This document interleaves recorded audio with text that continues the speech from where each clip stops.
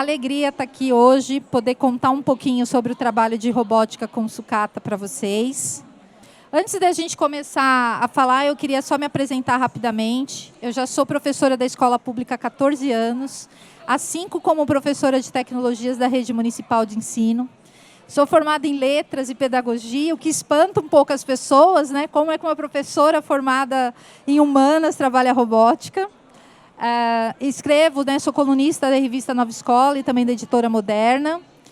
E, recentemente, tive a honra de vencer alguns prêmios nacionais e talvez o maior deles é a oportunidade de levar a nossa educação para fora, que foi o Global Teacher Prize, onde eu fui considerada uma das 10 melhores professoras do mundo. E isso me dá um motivo de muita alegria para poder contar um pouco, então, dessa história para vocês.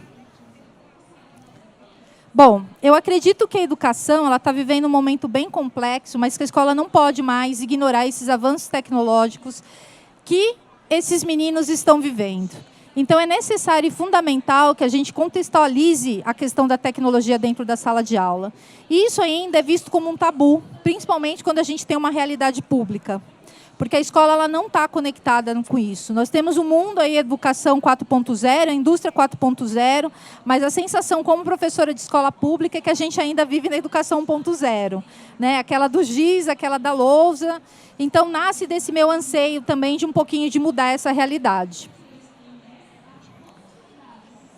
Aí eu acredito, então, para que a gente possa fazer isso, né, de fato, a gente tem que olhar para uma pedagogia centrada em resoluções de problema, ou seja, trazer um pouco dessa metodologia ativa para o nosso dia a dia. E é só assim, então, tirando esse menino da passividade, trazendo ele para o centro do processo de aprendizagem, que a gente vai conseguir mudar alguma coisa de fato no chão da escola pública. Eu acredito que a tecnologia ela é uma alavanca para essa aprendizagem, né? Por tudo que eu vivenciei. E também acredito que é necessário, nesse momento, a gente desmistificar um pouco esse uso da tecnologia. Porque ainda quando a gente fala em tecnologia, parece que a gente precisa ter um computador, precisa ter algo muito high-tech para se trabalhar. E não, tecnologia não é isso, ela é só uma propulsora a essa aprendizagem. E aí eu gosto muito desse slide, porque é a aprendizagem criativa, que é onde eu me baseio para trabalhar. Né? Essa aprendizagem criativa ela foi instituída pelo Mitchell Hennisk. Ele é o pai da programação, né, do Scratch. E eu gosto muito de trabalhar com essa aprendizagem criativa, porque é onde você tem a oportunidade de pensar nos projetos, pensar nessas parcerias, de você ter paixão por aquilo que você faz, você pensar e você compartilhar. E ele tem um livro falando, então, sobre essa questão da aprendizagem criativa. O próprio Scratch, que é a linguagem de programação para crianças, foi institucionado em cima dos 4 Ps. E aí, então, o que fala essa aprendizagem criativa, né? Qual é o significado dela, então, para a nossa vida? É tornar essa sala de aula um lugar mais atrativo para que esses meninos possam, de fato, exercitar esse espírito criativo. Então, não é porque a gente não tem um espaço específico que a aprendizagem criativa ela não pode estar ali presente. Muito pelo contrário, ela deve estar presente. Porque a gente pode reorganizar esse mobiliário. E é essa a intuição, então, da aprendizagem criativa. É você libertar esse menino, é você dar voz para esse menino, fazer ele tornar protagonista da sua história. E aí a gente vai, então, chegar no trabalho de robótica com sucata, que, para vocês entenderem um pouco da minha realidade, né, como é que eu comecei esse trabalho, eu leciono em 4 grandes favelas aqui da cidade de São Paulo, conhecida pelo alto índice de tráfico de drogas e de violência. Meus alunos não têm saneamento básico. Eles residem às margens de um córrego, em casas muito simples de madeira. Por outro lado, eles também não tinham perspectiva de vida. São alunos extremamente simples, acostumados a essa violência. 80% dos pais dessas crianças cumprem pena em sistemas prisionais. A escola está inserida, né, dentro dessa realidade, a violência era transferida para dentro da escola. Eu sou professora hoje de 780 crianças. Eu já tive mais de 1.000 crianças, porque eu sou professora de uma escola inteira. Então, era necessário fazer alguma coisa. E quando eu me tornei, então, professora de tecnologias, a primeira coisa que nasceu dessa coisa das crianças foi deles olharem para mim e falar da questão do lixo. Professora, nós temos um problema sério para resolver, a questão do lixo. O lixo impede que nós vamos para a escola em dias de chuva.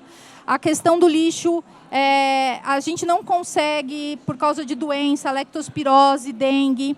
Então, o projeto de robótica com sucata nasce dessa vontade de transformar a vida dessas crianças carentes, dessa comunidade específica, através do uso das tecnologias. E aqui, então, eu ilustro para vocês um pouco da minha realidade.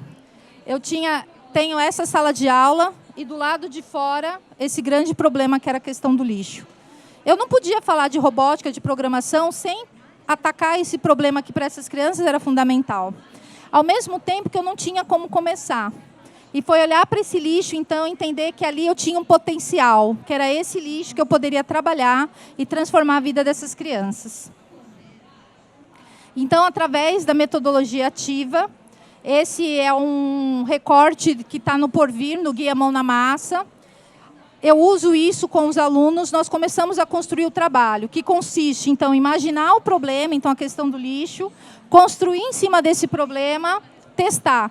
Funcionou, nós vamos compartilhar. Não deu certo, nós vamos identificar esse erro, nós vamos repensar, nós vamos aperfeiçoar. E isso funciona muito, porque é dessa forma que eu consigo dar esse protagonismo para esses meninos. E aí o trabalho, então, ele foi constituído em cima de alguns pilares. Vocês me desculpem, mas eu vou descer. Professora, né? Aulas públicas, então a gente sensibiliza no porta a porta, no boca a boca, a comunidade sobre a questão do lixo e, ao mesmo tempo, nesse percurso, a gente recolhe o lixo das ruas. A gente faz, então, a separação e a pesagem desses materiais, que é importante para o trabalho. A gente pesquisa a gente exerce, então, esse pensamento científico, esse pensamento crítico, ao retornar para a sala de aula e deixar os meninos decidirem por interesses deles, exercitando a aprendizagem criativa, o que eles querem criar. E depois a gente vai compartilhar em feiras de tecnologia. Nossa última feira, nós tivemos 500 pessoas dentro da escola, inclusive universidade.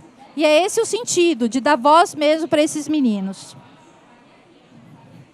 Aqui é uma foto que a gente sempre bate em aulas públicas, que é onde a gente sai às ruas realmente, de porta em porta, e vai fazer esse trabalho.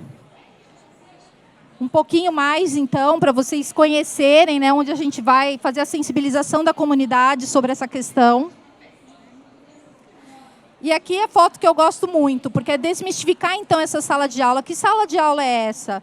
É permitir que esse menino ele fique em pé, que ele vá para o chão, que ele trabalhe de forma colaborativa e que a gente dê espaços para ferramentas que até então não eram conhecidas dentro da sala de aula. É empoderar essas meninas para a ciência. Eu estou numa comunidade que é muito machista. Eu sofri machismo dos meus alunos quando eu comecei. A todo momento, eles ficavam me testando para saber o quanto eu conhecia de tecnologias. Então, dar voz para essas meninas também é fundamental. E, no começo, foi muito difícil, mas, na medida que isso foi modificando, hoje ela tem um espaço, e eu brinco que elas sempre arrasam, né? Porque os trabalhos delas são sempre melhores do que os dele.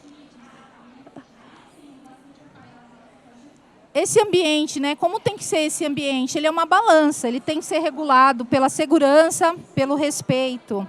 Eles estão mexendo com ferramentas, eles precisam se tornar autônomos. Como você faz isso? É uma mudança cultural, ela não nasce do dia para a noite, mas é o momento de você realmente olhar para esse menino e dar condições para que ele trabalhe esses dois pontos.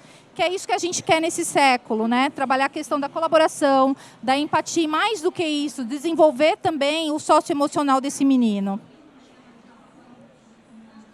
Então, eu acredito que a chave para um sucesso de um projeto inovador é você olhar para essa educação inovadora, criar ambientes que permitam a participação desses atores envolvidos, para que conheça, contribuindo, dando essa sensação de pertencimento. Foi um pouco isso que eu fiz. Existe o problema está aqui. É vocês que vão resolver ele. Eu só vou ser mediadora desse processo. E é isso que deu muito certo, porque foi colocar a responsabilidade para essas crianças, dar voz para esses meninos. A mudança de atitude deve partir de todos os atores da educação, para que possamos alavancar a aprendizagem significativa e envolvente, e eu acredito muito que a robótica com sucata é um dos caminhos para isso hoje. Ah, essas são as primeiras fotos e eu amo ela, porque são os primeiros registros do trabalho. Então, a gente começou de uma forma muito simples. Nosso primeiro protótipo foi um carrinho movido a balão de ar, com a terceira lei de Newton. Totalmente cultura maker mesmo. Para depois eles evoluírem para mecânica. Aquela foto ali, onde ele está mexendo aqui com um aspirador, não está funcionando, com um aspirador de pó, ele queimou a minha sala. Aí ele virou assim, mas professora, você não disse que o erro faz parte do processo? Falei, então agora vamos resolver o problema da sala. Um robozinho, esse outro carrinho também feito de PVC, aqui ele já vai Arduino, mas ele foi construído por meninas. E por ser construído por meninas, ele canta a música Let It Go. E ali, então, tirar esses meninos também da escola foi um ponto importante. Aqui eles estão na Bienal do Ibirapuera, apresentando os primeiros trabalhos para um público muito diversificado. Aqui a gente vê a evolução desse trabalho. Então, o que começou muito rudimentar, aqui a gente já tem uma outra perspectiva. Um helicóptero, o Oli, que anda, que fala, que traz a questão da sustentabilidade através da placa de Arduino. E um jogo que saiu do virtual para o real, que é o jogo de tabuleiro do Pac-Man. Então, as meninas fizeram isso também usando a parte hidráulica. Soluções para a vida cotidiana. Como são crianças muito carentes, eles sonham em ter um console. Eles construíram um para deixar no intervalo. E é muito bacana a gente sentar ali e parece que dá a sensação que realmente você está jogando, você está dirigindo um carro. E aquela casa é algo que me emociona muito falar. Por quê? Porque na comunidade nós tivemos 2 incêndios. Um deles vitimou uma criança especial. Desculpa. E o menino que construiu, ele fez a réplica da casa dele, que foi a casa dele que incendiou. E ele criou uma energia renovável para que não acontecesse com outras crianças o que aconteceu com ele. E se a gente pensar o quanto isso é fantástico, vindo de uma criança de 12 anos, no 6º ano, e o quanto a gente está mexendo, então o trabalho é interdisciplinar, porque a gente está envolvendo matemática, língua portuguesa, geografia, história, e de fato esse menino está aprendendo a lidar com problemas, é algo incrível. E aí eu coloco sempre, né? Fica a dica. Disponibilizar altos recursos tecnológicos e ferramentas digitais não garanta aprendizagem efetiva, porque isso é uma atitude. Né? Muitas vezes a gente, então, peca como professor de pensar que precisa ter algo muito tecnológico para fazer. E nem sempre é isso, você precisa ter muita vontade. É claro que a tecnologia ela é importante, mas se não tiver essa vontade, se não tiver aquela paixão que o professor Hennisk fala, nada disso vai adiante. Para que tenhamos apropriação de fato de conhecimento no processo de aprendizagem, devemos olhar para a educação integral. Não a educação do período que a criança fica o dia inteiro, mas pautada nos valores integrais.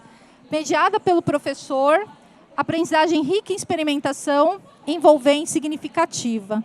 É nisso que eu acredito como professora, é isso que eu tento passar para as minhas crianças diariamente. Aqui eles estão em evolução, então a gente percebe bem lá como eles começaram de uma forma muito rudimentar, e aí isso foi muito importante, porque despertar essa aprendizagem para eles foi algo sensacional. Depois a gente vê a evolução dos carrinhos dele até o último, que é uma réplica de um Chevrolet. Então a gente vê que eles estão sempre em evolução também dentro desse processo. Os resultados desse trabalho. Nós diminuímos em 93% a evasão escolar, em 95% o trabalho infantil, porque, infelizmente, eu tinha crianças nessa condição. Nós saltamos do IDEB de 4,2 para 5,2. Em 3 anos de trabalho, nos recolhemos das ruas mais de 1 tonelada de material reciclável transformados em protótipos. Mas, mais do que isso, nós devolvemos para essa criança a dignidade e nós conseguimos reorganizar o lixo na comunidade. Eu acabei um pouco a minha matéria-prima, mas é muito bacana quando a gente vai em aulas públicas e a gente vê o quanto a comunidade reconhece, o quanto as crianças se tornaram multiplicadores desse trabalho. Não vai dar tempo de passar para vocês, mas eu queria terminar com uma frase que também é do Papert, também é do Hennisk, que fala o seguinte: que, analogamente, ser digitalmente fluente não é apenas saber como usar ferramentas tecnológicas, mas, principalmente, como construir coisas significativas com ela. Então, para mim, é um mantra que guia o meu trabalho diariamente, e eu deixo os meus contatos para vocês entrarem em contato comigo. Muito obrigada.